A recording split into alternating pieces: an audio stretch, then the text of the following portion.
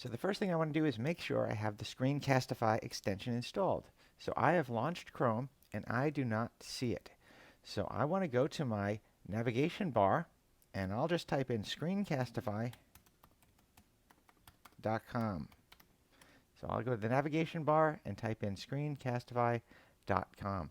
And here I see a couple of buttons where I can add to Chrome. I'm going to go ahead and click that.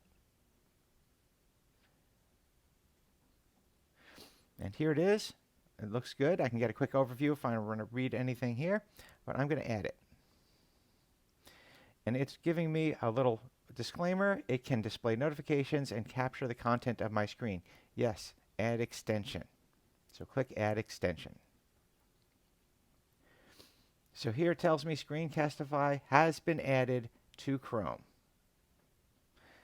I can also manage older shortcuts if I'd like. I can see that it's here. It's under the puzzle piece.